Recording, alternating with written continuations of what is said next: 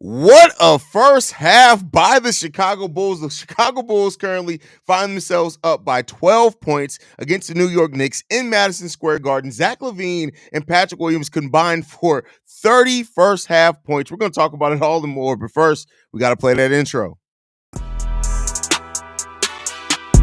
You are now tuned in to Chicago Bulls Central, your number one place for all Chicago Bulls news and content.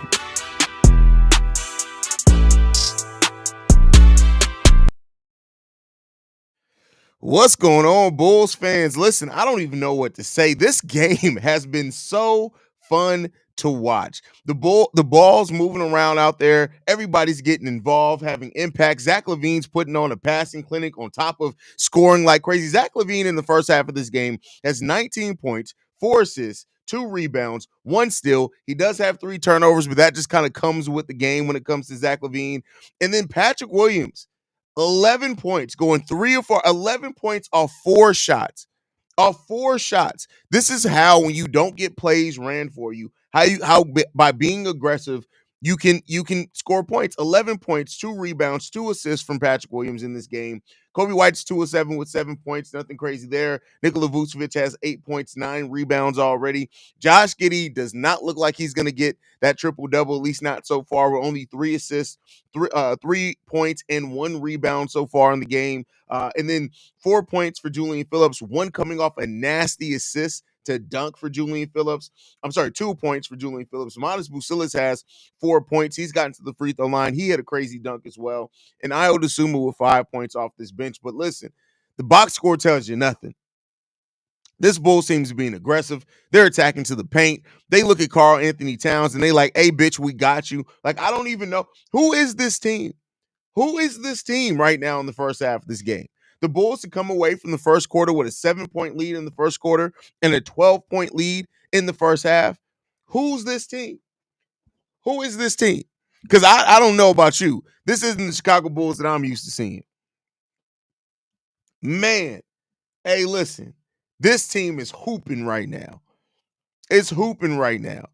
And they're playing with the level of poise and confidence that you want to see from this team, because right now that it's like they know that they can't be stopped if they try to get to the paint. And then when they do get a rebound, or when they get a defensive rebound, something like that, they are getting out and they are attacking, going up the floor real quick. The pace is working for the Chicago Bulls right now, and the New York Knicks defense has nothing to do.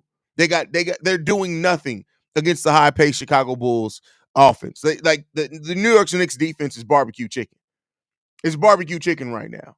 It's ridiculous. The Bulls have 20 points in the paint.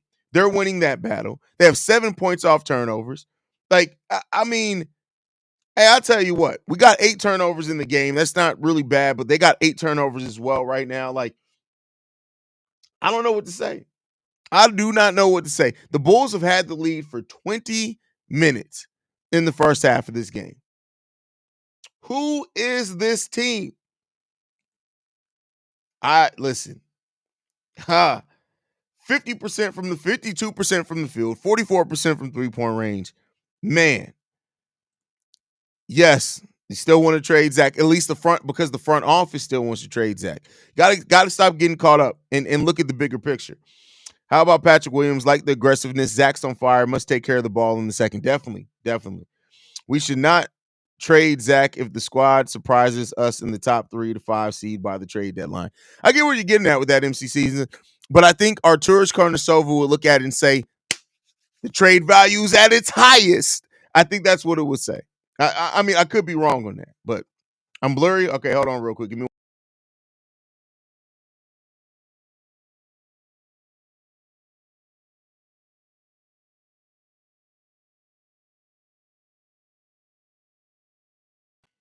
All right, hopefully that's better. Is that better? Zoom up here. Hopefully that's better. But this team right now is hooping. Gotta love to see it. Gotta love to see the team with the heart they're playing with right now. Sydney, it looks like they learned a lot from the Cavs game. If they keep playing like this, they'll be scary team. But we got to make sure they do it for 4 quarters, right? Like, yeah, it looks like they've learned a lot, but they got to do it for a full 4 quarters of basketball. I know the Bulls are up by double digits, but man, those questionable substitutions by Donovan is so frustrating. People was very aggressive in the first. Yeah, but he got sub because y'all have to realize this, right? And I get what and I know with Billy Donovan, it's hard to think that Billy Donovan does anything intentionally. But at that point in time, Patrick Williams had been giving like it was 8 minutes of nothing but aggression. You got to sit players down so they can rest. I get what people are saying when you want to ride the hot hand, but you also want to pace your players. So yes, he sat Pat. Now the Montes Bucilis, Montes could have played a couple more minutes, but when he set Patrick Williams, because Patrick Williams at that point had 11 of the Bulls' first 18 points, and he wanted to sit him down to get a rest. Let's be clear: Patrick Williams doesn't have the best endurance, right? He just doesn't. You can see it. So I get what you're saying there, but you got to look at the situation of that, Migs. This isn't 2K. These guys aren't robots, unfortunately. So if they play that hard for 8 minutes, yeah, you're probably gonna sit their ass down and let them get a breather, and you're gonna use the momentum that the team that was rolling as a team because Zach was in a good momentum as far as passing and things. You're gonna use that momentum and say, all right, let's take it home. So it's not as simple as, oh, you're playing hard, you're playing great, let's just keep riding you out. That's Tom Thibodeau. That's how players get hurt. So I get what you're saying in that, and I get what you're getting at as far as taking players out when they're hot. But when it's that early, it would be different if that run was in the fourth quarter. But in that early in the game, you want to maintain players' endurance. You want to maintain the conditioning. You want to maintain and give them a breather where you can. The Bulls had a sizable lead at that point in time, so you want to allow players to get a rest when you have that lead. And then if they did go back, you can bring them back in. So at least that's just the way that I view it. And again, I'm not a Billy Donovan guy. I'm all for completely giving Billy Donovan shit when it's deserved, but I think you got to look at it in the holistic sense as well. Seaway says it honestly looks easy for him. It is right now. And I mean, this Knicks team isn't great defensively. So defense has been so much better. Levine's cooking. The defense has been okay. It's done enough, right? So I still won't say that it's great. Zach's still gone. We got to move on, y'all. Respectively, I lost DeMar and I'm still grieving. I don't say where you were tripping, getting attached. Like we we all knew the way that was going with DeMar DeRozan. But y'all make sure y'all go and check out Seaway. Even though Jeff Paglio should be stressing Seaway the hell out, she'd be covering the sky over on TikTok as well. But Jeff Paglio should have been giving Seaway that work. She's been stressed is what I could say about it.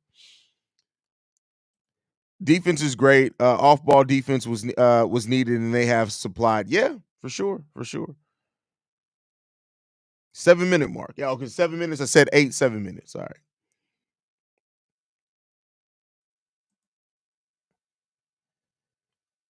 I know I talked a lot about Patrick Williams, but he showed me I was wrong about where his mentality is and decisions on the court. Well, the thing is, we've seen games like from Patrick Williams being aggressive. The 35-point game against the Minnesota Timberwolves a couple of years ago. He had another game against the thing is that Patrick Williams doesn't do it consistently. We know that Patrick Williams can do it. He doesn't do it consistently, right? But he needs to be aggressive like that. People 11 games after no offseason. Yeah. Yeah, 11 games in after no offseason. But it's still, that doesn't matter. It's game to game, right? If the Bulls defense can force as many turnovers as their offense produces, this team is hard to beat. Big if though. And you got to score off turnovers, right? Because sometimes the Bulls do get forced turnovers, but they don't score off them. They don't take advantage of the opportunity. So you got to get that together as well. People shows the emotion of a robot. I mean, listen, I don't care about the emotion on his face. I care about the aggressiveness playing the game of basketball. Right? He can stay stone faced. He can keep the same expression on his face his whole entire life for all I care. But as long as he's aggressive, the play is aggressive. I don't give a damn what emotion he shows. Laugh my ass off. He hates to see me coming. Hey, listen. If anybody ever points out your TikTok to Jeff Pagliocci, that man's gonna be sitting there like, damn, what did I do? Like, I get disappointed when people speed through talent. Zach can ball, period. I don't understand new fans. We used to ride with our guys. Well, you also got to come to the reality, big bro. Like, it's not about like I don't think anybody doesn't denies the talent of Zach LaVine, but this front office is clearly signified that or signaled that they want to move off this contract if they can. So I mean, we can ride with them all day as fans, but I think that people are just coming to the realization that this Bulls front office is ready to move on, right? I think that's a big part of it.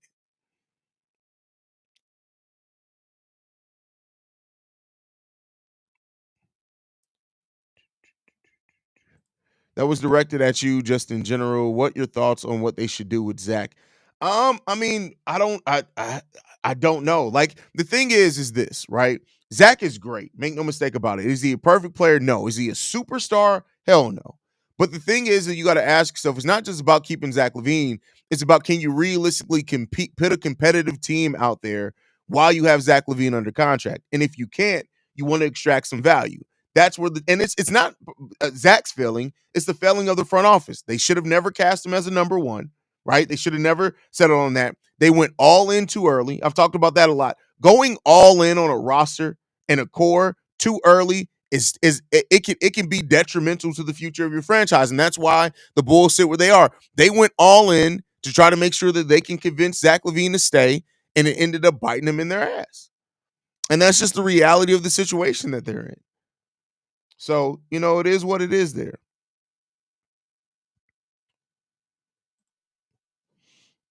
Honestly, I keep Levine. He's thriving with the new offense. We don't need to move on from him. We could still make it work with the young side. Make it work out. Like the thing is what's making it work. If you're just talking about winning some games in the play-in, sure, but that is you're literally setting your franchise back. Like let me paint this picture here. Zach LaVine. This is not a knock on Zach, right? So let me be clear. It's a knock on the franchise because let's look at it this way. Zach LaVine has 3 more years left on his deal. Let's say you make the play in for 3 more of those years. Do you see yourself making it out the play? Do you see yourself making it out the first round? No. Okay. If you say no to that, then you're missing out on quality draft picks because you're not upping young talent. Right now, do you see any of the young players that you have on your team developing to the point to where that paired with who Zach LaVine is can get you to the second or to ECF? Now, Modest Bucilis is too young. We don't know yet. Kobe, Io, they kind of are who they are, but they can still refine their game, but they kind of are who they are as players. Okay. Julian Dalen, do you see them ascending to that level? You got an aging Nikola Vucevic. You don't know who your center of the future is, right? We aren't ever a free agent destination, no matter how good we are. So it's not just about Zach LaVine good, keep him. It's about what can you do during these years of Zach LaVine being good? And the worst thing that you can do to your franchise is marry yourself to that and say, Zach LaVine's good. We can't move him because he's good. All right, cool. What do you gain from that? You win some basketball games. I mean, you sell some tickets, right? That plays in the Jerry Reinsdorf's hands.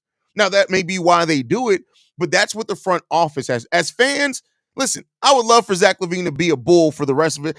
Other than those 2 years he played in Minnesota, I would love for him to be a Chicago Bull forever. But you also got to look at it because do you want to look back 3 years from now when Zach LaVine's a free agent and he finally goes ring chase and we say, we just spent the last 3 years in the play-in or getting eliminated in the first round. What did we really accomplish? What have you really accomplished in that time period? And that's what the front office, as fans, we just get to sit back and watch wins and be great. As a front office, though, you got to look at more than that. You got to look at more than that. And that's all I'm saying that they're trying to do. Migs, I get what you're saying, Haize. I was just excited to see Pat with that kind of aggressiveness because you seldom. Oh, facts. And listen, I loved the first half from Pat. Love the first half from Pat. Great answer, little bro. But who was out there just asking? Well, see, and that's another thing that people have to change their mindset on. You're not trading Zach LaVine to get some future budding star. You're trading Zach LaVine to get off the money. You're trading Zach LaVine maybe to accumulate some picks that can help over time. And then you're also strengthening your own chance, your own picks. Because keep in mind, other than the one pick we owe to the Spurs, top 10 protected this year, top 8 protected the next 2 years. The Bulls own all their first round picks other than the one they owe to the Spurs. They got to convey at some point, or it just doesn't convey, and it means that the Bulls have been in the lottery, in the top 8 to 10 for the next 3 years. And so it's about maximizing that chance. Now, the front office still got to draft well. Don't necessarily have the biggest faith in that. That's for damn sure, right? So You just got to look at those things.